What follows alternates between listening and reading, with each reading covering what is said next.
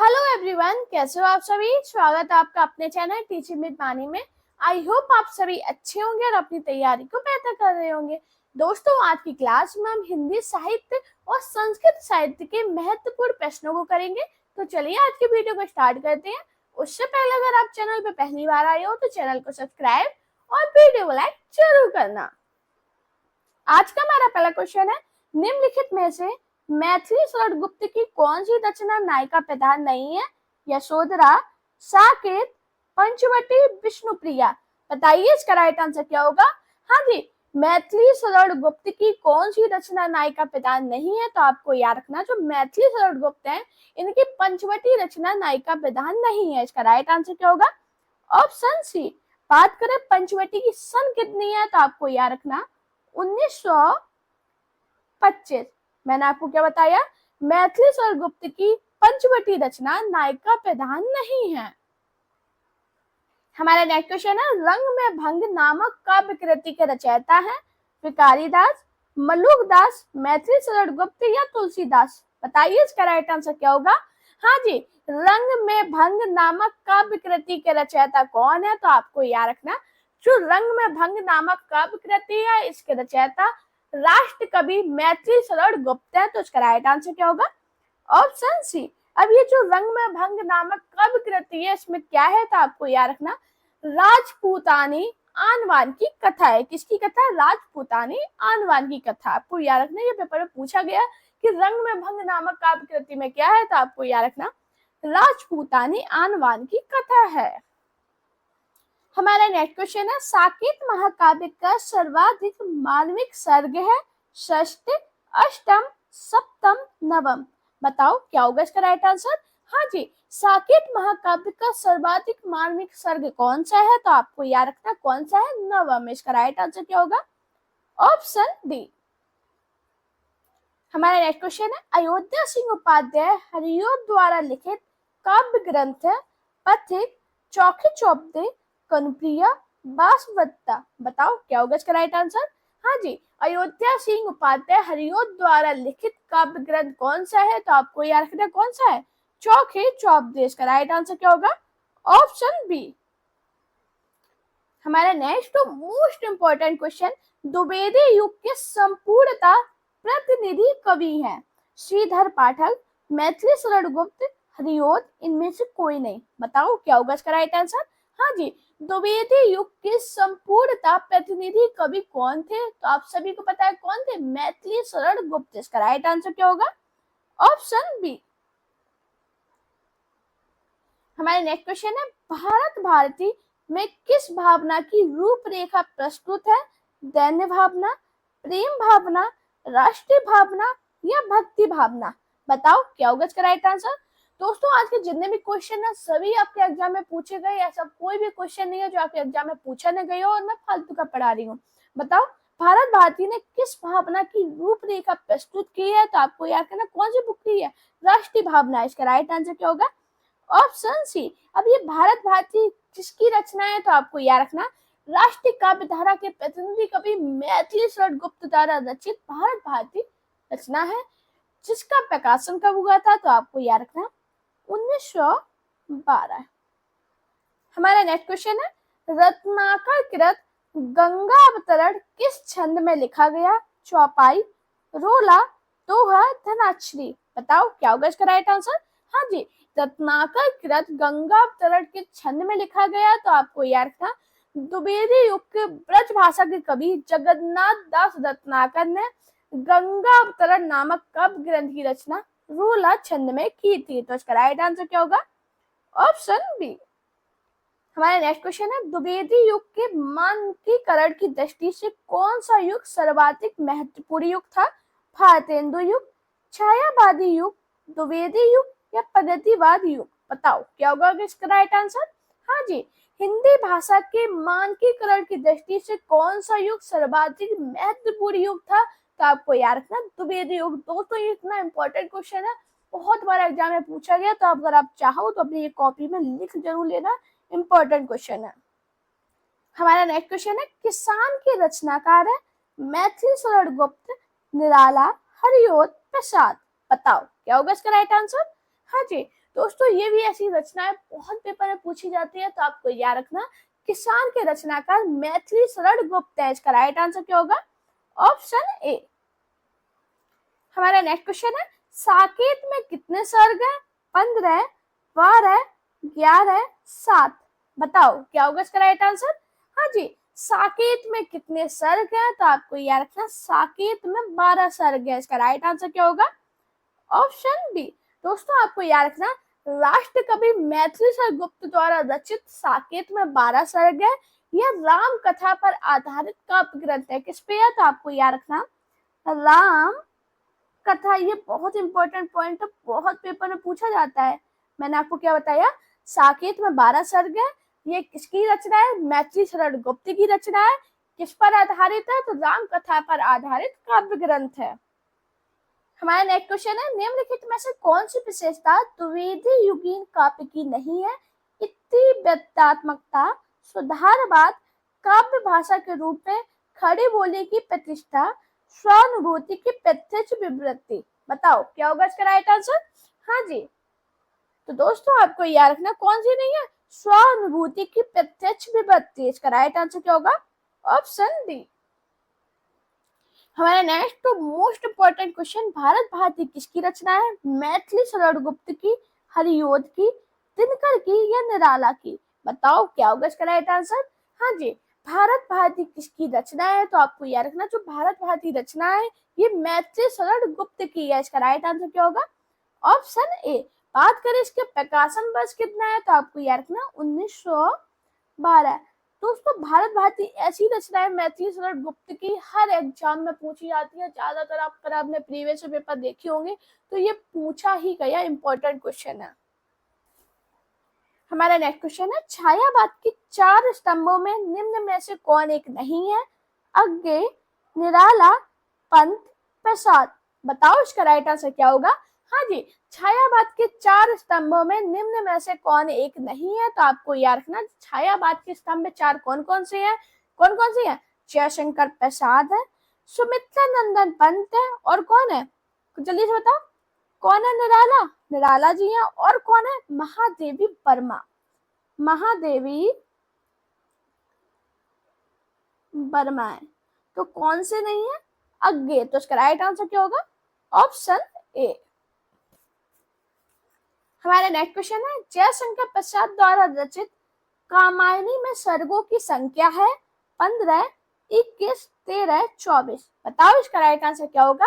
हाँ जी, जयशंकर प्रसाद द्वारा रचित कामायनी में सर्गों की संख्या कितनी है? तो आपको याद रखना कितनी है? 15। इसका राइट आंसर क्या होगा? Option A. अब ये 15 सर्ग कौन कौन से हैं? तो आपको याद रखना चिंता, आशा, श्रद्धा, काम, वासना, लज्जा, कर्म, ईर्षा, इला, स्वप्न, संघर्ष, निर्वेद, दर्शन, रहस्य और आनंद। ये 15 सर्ग आपको याद रखने हैं, क्योंकि एग्जाम में क्या होता है 15 सर्ग में से कोई एक सर्ग दे देंगे और पूछ देंगे इनमें से कौन सा कामायनी में सर्ग है, या आपको कुछ अलग क्वेश्चन घुमा के दे दे, तो आपको ये सर्ग याद रखने ही है। बहुत इंपॉर्टेंट ये सर्ग हैं। हमारा नेक्स्ट क्वेश्चन है, पुराण तंत्र का यह निर्मेक सहन करती न प्रकृति पल एक, यह निर्मोक से अभिप्राय है। सांप पे शरीर पर लिपटी हुई केचली, निष्ठुर आघात, नितांत अनावश्यक भार, निकम्मापन। बताओ क्या होगा इसका राइट आंसर? हाँ जी, क्या होगा? तो आपको याद रखना सांप के शरीर पर लिपटी हुई केचली। इसका राइट आंसर क्या होगा? Option A. नेक्स्ट क्वेश्चन है, रश्मि लोक के रचयिता है माखनलाल चतुर्वेदी, रामधारी सिंह दिनकर, नागार्जुन, हरिवंश राय बच्चन। बताओ क्या होगा इसका राइट आंसर? हाँ जी, रश्मि लोक के रचयिता कौन है? तो आपको याद रखना रामधारी सिंह दिनकर। इसका राइट आंसर क्या होगा? Option B. मैंने आपको क्या बताया? रश्मि लोक के रचयिता रामधारी सिंह दिनकर हैं। हमारा नेक्स्ट क्वेश्चन है, दिनकर की किस कृति का कथानक कर्ण है? कुरुक्षेत्र, रश्मिरथी, परशुराम की प्रतीक्षा, उर्वशी। बताओ इसका राइट आंसर क्या होगा? हाँ जी, जल्दी से बताओ सभी लोग इसका राइट आंसर क्या होगा? दिनकर की किस कृति का कथानक कर्ण है? तो आपको याद रखना रश्मिरथी। इसका राइट आंसर क्या होगा? Option B. बात करें रश्मिरथी की सन कितनी है? तो आपको याद रखना 1900 52। हमारा नेक्स्ट क्वेश्चन है, कौन सी रचना रामधारी सिंह दिनकर की नहीं है? आध्यात्म चिंतन, दिल्ली, रेणुका, नीम के पत्ते। बताओ क्या होगा इसका राइट आंसर। अगर आपने रामधारी सिंह दिनकर की रचनाएं याद कर रखी होंगी तो आप ये क्वेश्चन तुरंत कर जाओगे। दोस्तों अगर आपको रचनाएं याद नहीं है तो आप मेरी शॉर्ट वीडियो जरूर देखना। शॉर्ट में मैंने बहुत सारी आपको ट्रिक बताई है रचनाएं याद करने की, तो दस आप जाके याद कर सकते हो। बहुत इंपॉर्टेंट ट्रिक है, वो बहुत इजी है। अब ये बताइए इसका राइट आंसर क्या होगा। हाँ जी, कौन सी रचना रामधारी सिंह दिनकर की नहीं है? तो आपको याद रखना आध्यात्म चिंतन। इसका राइट आंसर क्या होगा? Option A. बाकी बात करें दिल्ली, रेणुका, नीम के पत्ते, ये किसकी रचना है? रामधारी सिंह दिनकर की।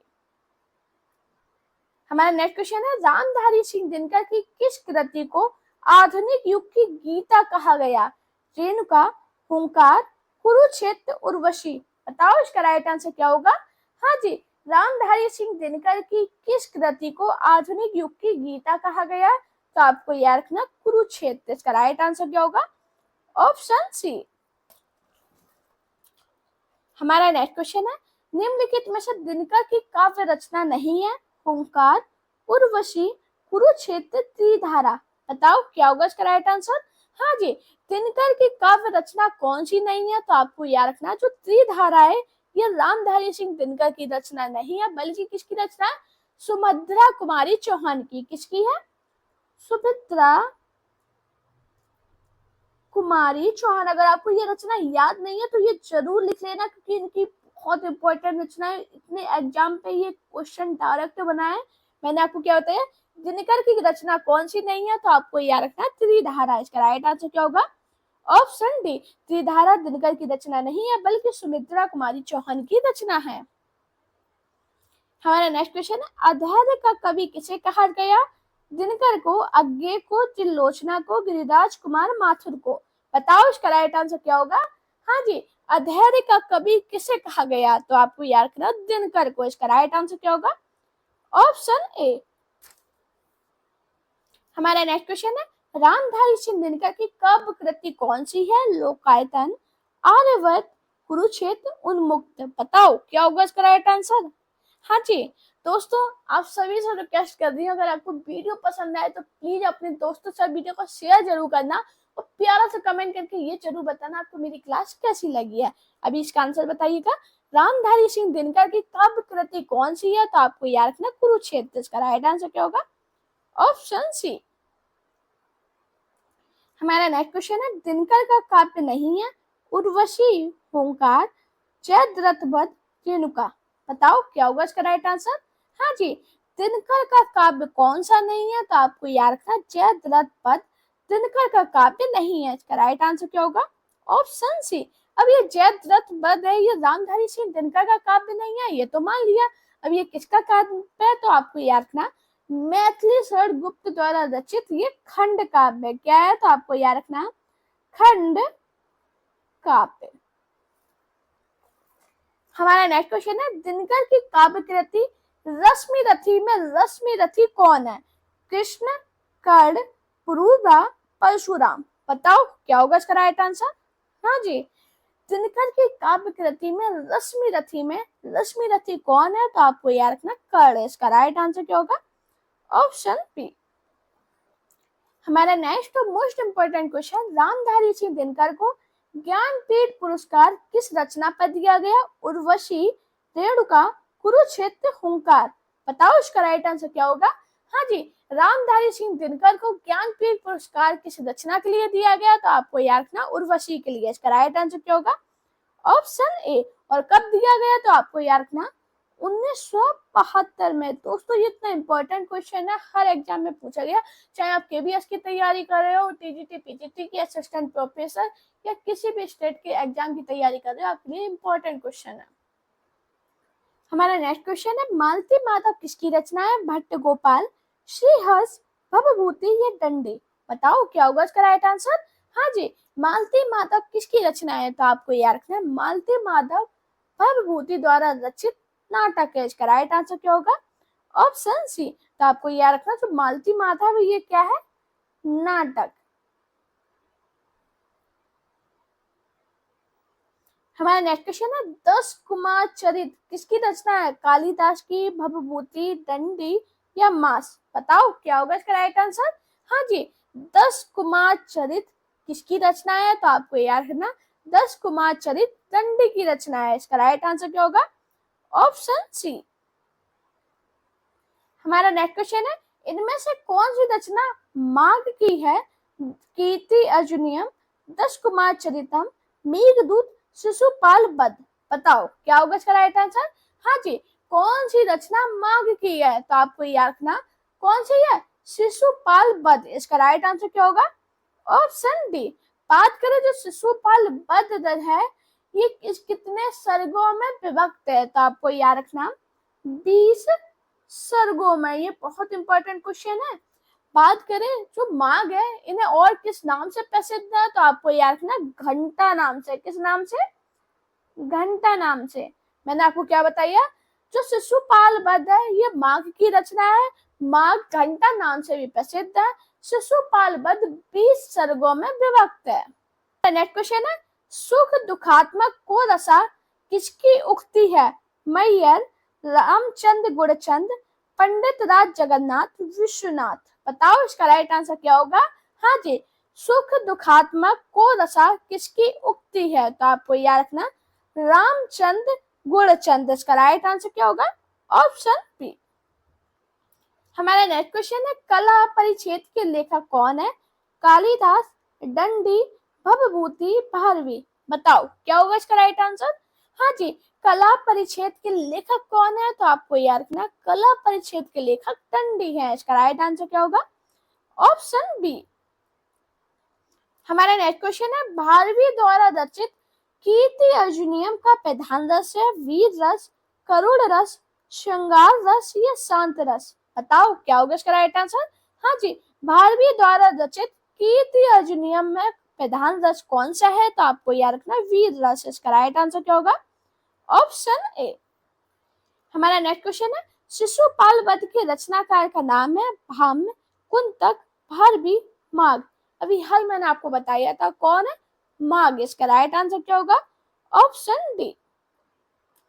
हमारा नेक्स्ट क्वेश्चन है श्रीहर्ष का ग्रंथ है हित हरिवंश, राज तरंगिणी, नैषध काव्य, मेघदूत? बताओ इसका राइट आंसर क्या होगा। हाँ जी, श्रीहर्ष का ग्रंथ कौन सा है? तो आपको याद रखना नैषध काव्य। इसका राइट आंसर क्या होगा? Option C. हमारा नेक्स्ट क्वेश्चन है महाकवि कालिदास किस अलंकार के लिए प्रसिद्ध है? उपमा, रूपक, श्लेष, उत्प्रेक्षा? बताओ क्या होगा इसका राइट आंसर। दोस्तों संस्कृत साहित्य से क्वेश्चन काफी बनते हैं आपके एग्जाम में और इम्पोर्टेंट है, तो जरूर बताना आपको ये क्वेश्चन कैसे लगे और आप इस क्वेश्चन में कितना अपना स्कोर कर पाए हो। बताओ इसका राइट आंसर क्या होगा। महाकवि कालिदास किस अलंकार के लिए प्रसिद्ध है? तो आपको याद रखना उपमा। इसका राइट आंसर क्या होगा? Option A. हमारा नेक्स्ट क्वेश्चन है भवभूति का मूल नाम क्या था? श्रीपति, श्रीकंठ, दामोदर, नीलकंठ? बताओ इसका राइट आंसर क्या होगा। हाँ जी, भवभूति का मूल नाम क्या है? तो आपको याद रखना जो भवभूति है इनका मूल नाम क्या है? श्रीकंठ। इसका राइट आंसर क्या होगा? Option B. हमारा नेक्स्ट और मोस्ट इंपोर्टेंट क्वेश्चन बीथी क्या है? वृत्ति, अभिनय, संधि या रूपक? बताओ क्या होगा इसका राइट आंसर।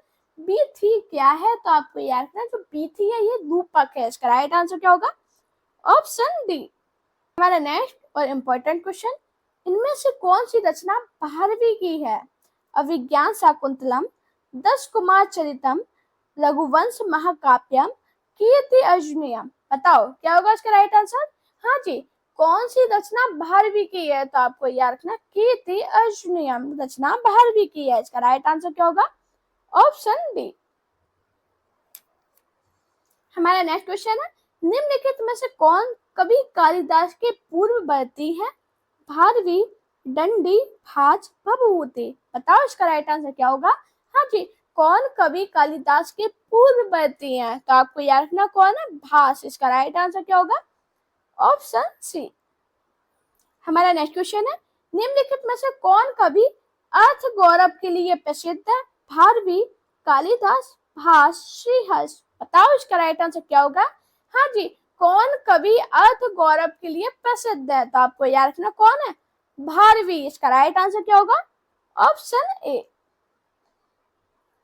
हमारा नेक्स्ट क्वेश्चन है, निम्नलिखित में से कौन सी कृति कालिदास कृत नहीं है? कुमार संभव, उत्तर रामचरितम, अभिज्ञान शाकुंतलम, रघुवंशम। बताओ क्या होगा इसका राइट आंसर?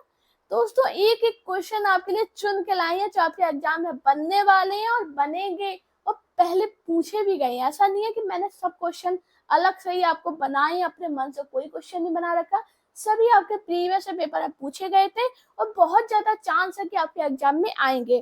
तो अब इसका आंसर बताइएगा, कौन सी कृति कालिदास कृत नहीं है? तो आपको याद रखना उत्तर रामचरितम। इसका राइट आंसर क्या होगा? क्या होगा? Option B.